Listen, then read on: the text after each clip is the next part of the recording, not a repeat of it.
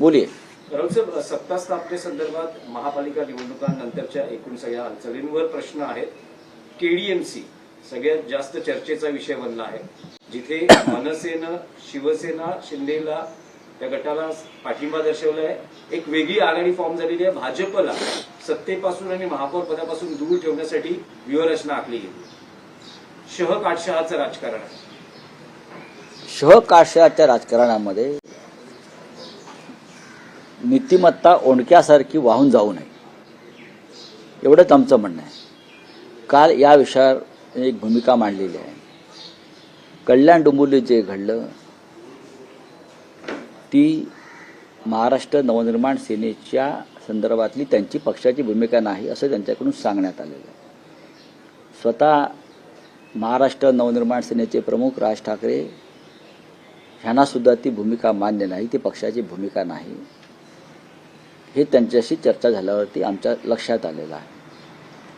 पण तुम्हाला जर स्थानिक लोकांना अशा प्रकारची युती करायची होती तर तुम्ही कल्याण डोंबिवलीमध्ये शिवसेनेबरोबर युती करायला नको होती.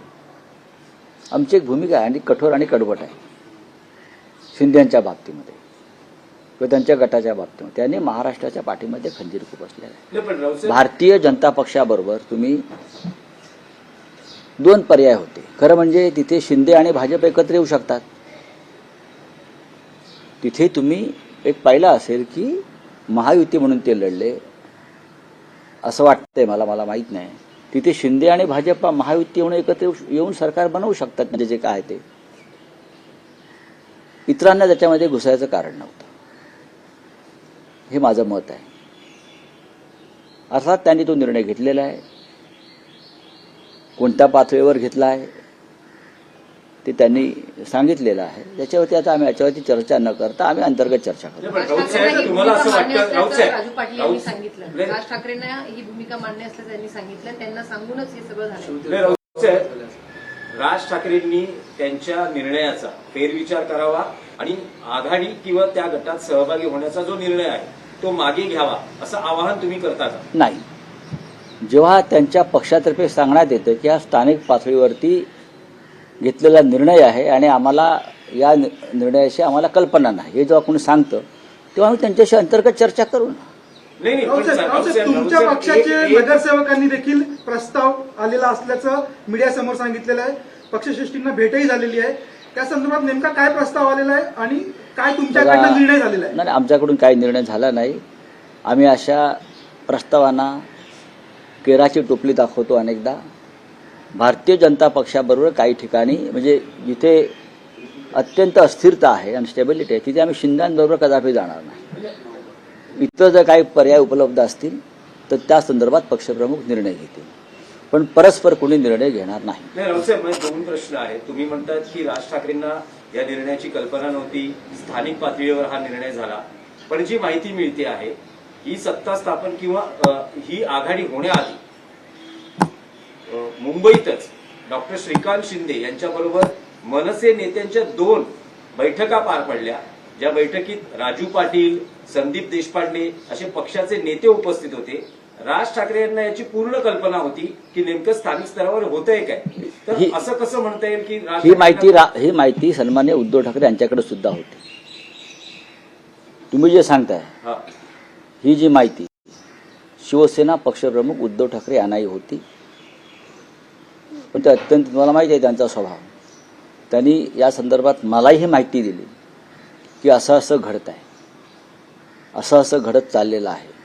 ही पहिल्या दिवसापासून उद्धव ठाकरे साहेबांकडे याची पूर्ण माहिती होती आणि आता ही काय चाललंय पडद्यामागे त्याची खडानखडा माहिती आहे.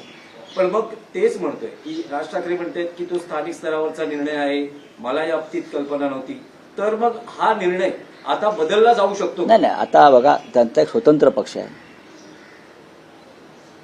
ज्या प्रकारचं समाज माध्यमातून वृत्तपत्रातून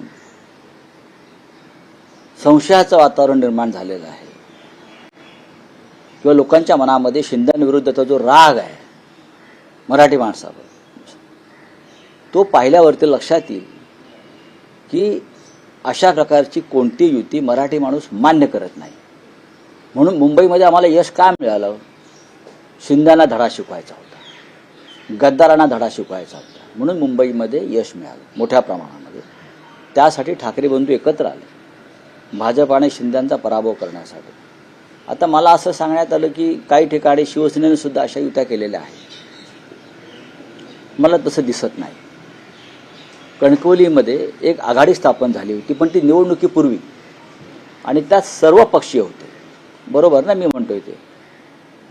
शिंद्यांबरोबर युती नाही आहे ती.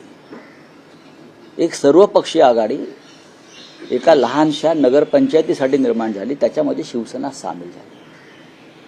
शिंद्यांबरोबर निवडणुकीनंतर जर कुठे युती केली असेल तर ते मला दुर्बीण घेऊन शोधावं लागेल. नाही, पण राऊतसाहेब त्यात एक असं आहे की काल कल्याण डोंबिवलीचे शिवसेना उद्धव बाळासाहेब ठाकरे पक्ष